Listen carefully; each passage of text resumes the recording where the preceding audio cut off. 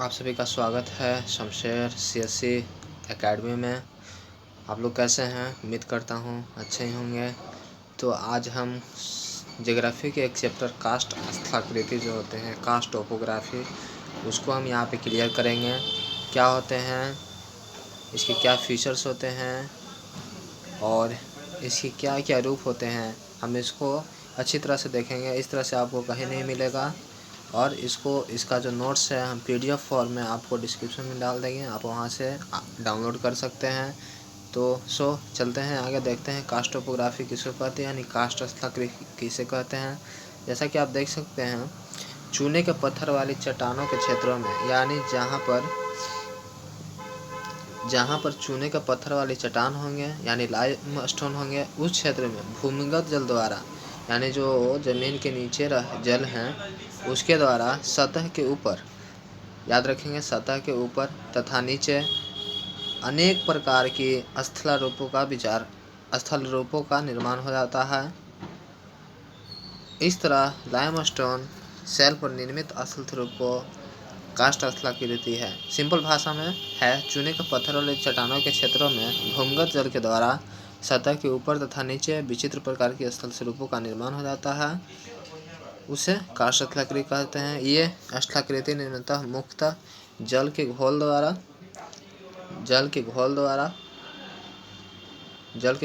निचले भाग में भूमिगत जल के अपराधनात्मक मुख्य रूप से घुलन क्रिया द्वारा तथा निक्षेपणात्मक कार्य द्वारा होता है।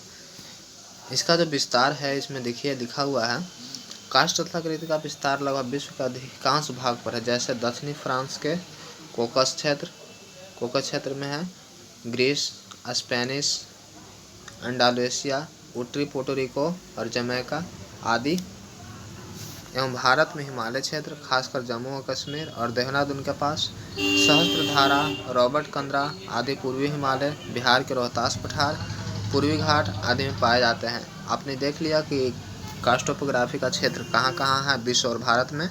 बिहार में खासतौर पर रोहतास पठार पर है। और इसके दो रूप होते हैं, एक अपराधनात्मक और एक निक्षेपणात्मक। तो हम पहले अपराधनात्मक कास्ट स्थलाकृति कहते हैं। इसमें पहला जो स्थलाकृति है वो लैपिज कहलाता है। एंड लैपिज देखते हैं किसको कहते हैं, घुलन क्रिया के फलस्वरूप ऊपरी सतह अत्यधिक उबड़ खाबड़ हो जाता है तथा आसमान हो जाती है। इस तरह की स्थलाकृति को लैपिज कहते हैं। आप देख सकते हैं इसमें अच्छी तरह से लिखा हुआ है, लैपिज कहते हैं घुलन क्रिया के फलस्वरूप ऊपरी सतह अत्यधिक उबड़ खाबड़ हो जाती है तथा आसमान हो जाती है। समान रूप से लैपिज की रचना अत्यधिक सरल है और लाइमस्टोन की खुली सतह पर जल चट्टान के संधियों द्वारा अपनी घुलन क्रिया द्वारा विस्तृत करने लगता है, जिस कारण छोटी छोटी शिखरिकाओं का निर्माण हो जाता है। इसमें छोटी छोटी जो है शिखरिकाएँ होती हैं, इसको याद रखेंगे कि लैपिज में है छोटी छोटी शिखरिकाएँ हैं, राइड्स एंड पिनकल का निर्माण हो जाते हैं। आगे देखिए इसमें फिगर जो दिया हुआ इस तरह से जो है ऐसे मतलब शिखरिकाओं का निर्माण हो जाता है। इसी को शिखरिका कहते हैं। और जो नीचे वाला एक गड्ढा हो गया इसको बीदर कहते हैं, बीदर ऐसे बीदर कहते हैं। और इसको शिखरिकाओं कहते हैं, शिखरिकाओं जो क्रस्ट की तरह ऊपर दिख रहा है, इसको लैपिज कहते हैं। लैपिज की दीवारें खड़ी होती है, याद रखेंगे इसकी खड़ी होती है, लैपिज की दीवारें खड़ी होती है। इस तरह के खड़े किंतु पतले तथा एक दूसरे से संकरे बीदर द्वारा अलग किए जाते हैं। लैपिज के कारण लाइमस्टोन क्षेत्र की ऊपरी सतह वाली असमान हो जाती है कि उसे नंगे पांव पर पार करना कठिन हो जाता है। दूसरा जो है इसमें टोपोग्राफी में घोलरंध्र होता है। घोलरंध्र किसको कहते हैं, चूने की चट्टान वाले क्षेत्रों में उत्तरी सतह पर, यानी लाइमस्टोन के क्षेत्रों में ऊपरी सतह पर, गलत हो गया यहाँ पे मिस्टेक, सॉरी दोस्तों। ऊपरी सतह पर जब वर्षा का जल आता है तो कार्बन डाइऑक्साइड के साथ मिलकर घातक घोल बन जाता है। जब जल होता है कार्बन डाइऑक्साइड के साथ मिलकर घातक घोल बन जाता है और चट्टानों की संधियों में जल प्रविष्ट होकर उसमें घुलनशील तत्वों को घुला देते हैं। जो चट्टान में घुलनशील तत्व होते हैं उसको घुला देते हैं और इस घुलन क्रिया के कारण संधियों का विस्तार हो जाने से असंख्य छिद्रों का विकास हो जाता है। इसमें जो है फिर धीरे धीरे करके असंख्य जो है छिद्र बन जाते हैं, का विकास हो जाता है। इन छोटे छोटे छिद्रों को घोल रंध्र कहते हैं। ये छोटे छोटे जो छिद्र है इसे ही घोल रंध्र कहते हैं, यानी सिंक होल कहते हैं। दूसरा है काष्ठ खिड़की। जब डोलाइन या बिलियर रंध्र की ऊपरी सतह, डोलाइन किसको कहते हैं, यानी जो घोल रंध्र है उसी का बड़ा रूप है, या बिलियन रंध्र उसका बड़ा रूप ही होता है, उसी से ध्वस्त हो जाता है। जब वो नीचे की ओर हो और ऊपर से उसका सतह ध्वस्त हो जाए तो बहुत बड़ा जो है छिद्र बन जाता है, बृहद छिद्र बन जाता है तथा उसका ऊपरी भाग खुला होता है, तो काष्ठ खिड़की कहते हैं। और क्योंकि इसके द्वारा भूमिगत जल प्रवाह तथा अन्य स्थल रूपों का अवलोकन किया जा सकता है। और इसमें इम्पोर्टेंट एक और है इवाला। इवाला का निर्माण कई रूपों में होता है।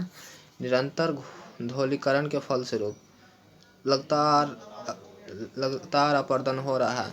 डोलाइन बहुत सारे जो एक मिल जाते हैं और एक बृहदाकार गर्त का निर्माण करते हैं। इस बृहदागर्त को इवाला कहते हैं, यानी छिद्र धीरे धीरे बड़ा हुआ, फिर डोलाइन बना, फिर वो धीरे धीरे बड़ा हुआ तो उसको इवाला कहा गया। इसका निर्माण ऊपरी छत को ध्वस्त हो जाने से हो जाता है तथा असंख्य घोल रंध्रों के परस्पर विस्तार के कारण इवाला बनते हैं। आगे देखते हैं पोलियो कहते हैं। इवाला से भी अधिक, यानी उससे भी बड़ा जो होगा उस गर्त को पोलियो कहेंगे।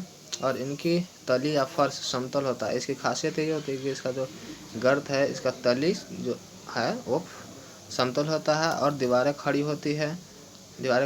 इसका क्षेत्रफल कई वर्ग किलोमीटर में होता है। और ये जो है पश्चिमी बाल्कन क्षेत्रों का सर्वाधिक विस्तृत पेलिए लियोनो पोलियो है। कंदरा गुफा किसको कहते हैं, भूमिगत जल के अपर्दन द्वारा, इस सबसे इम्पोर्टेंट इसमें है कंदरा गुफा भूमिगत जल के अपर्दन द्वारा निर्मित कंदराएं काष्ठ प्रदेश सर्वाधिक महत्वपूर्ण स्थलाकृति होती है। कंदराएं ऊपरी सतह के नीचे एक रिक्त स्थान के रूप में होती है। ऊपरी सतह के नीचे जो है रिक्त स्थान होती है, जिसकी रचना भूमिगत जल को घुलन क्रिया और अपघर्षण द्वारा होती है। कंदराओं का निर्माण लाइमस्टोन के अलावा अन्य चट्टानों भी हो सकती है। और जो काष्ठ प्रदेश की विशिष्ट कुछ स्थलाकृतियाँ हैं उसको देखते हैं। चूना पत्थर शैल वाले कुछ क्षेत्रों में कतिपय विशिष्ट स्थलाकृति विकसित हुए हैं, जिससे प्रमुख है काटपीय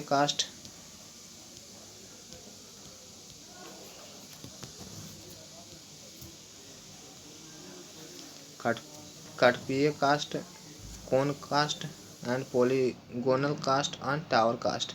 आप इसको अच्छी तरह से याद कर लेंगे, यह पूछा जाता है, आप इसको पढ़ लेंगे अच्छी तरह से। और हम आगे चलते हैं। देखिए इसको हम PDF आपको डिस्क्रिप्शन में डाल देंगे, आप वहां से डाउनलोड कर सकते हैं। अब निक्षेपात्मक स्थल स्वरूप को और चलते हैं। डिकम्पोजिशनल लैंडफॉर्म। चूना पत्थर से निर्मित कंदराओं में सभी प्रकार के निक्षेपों को सम्मिलित रूप से स्पीलियोथम कहा जाता है। इन स्थल स्वरूपों का मुख्य रूप से तीन भाग हैं। पहला जो है स्टेलेक्टाइट है, दूसरा है स्टेलेग्माइट है और तीसरा है कंदरा स्तंभ। आप देख सकते हैं अच्छी तरह से, इसमें समझ में आ जाएगा आपको। स्टेगलाइट किसको कहते हैं, कंदरा के छतों से, जब कंदरा कोई भी होता है या गुफा होता है, उसके नीचे की ओर लटकती नोकीले, यानी इस तरह से ऐसे मान लीजिए कंदरा है तो इसमें जो ये लटकने वाली है इसको स्टेगलाइट कहते हैं। और इसका निर्माण उस समय होता है जब समस्त जल समाप्त होने के कगार पर होता है, तो कंदरा के ऊपरी सतह से जल रिसकल नीचे टपकने लगता है। यह जल अपने साथ पदार्थों को लाता है और जब सारा जल का वाष्पीकरण सूख जाता है तो कंदरा की छत के नीचे स्तर पर पदार्थों का निष्पेषण हो जाता है। ये निक्षेपण लंबे और पतले स्तंभ के रूप में हो जाता है। इसको अच्छा सा पढ़ लीजिएगा।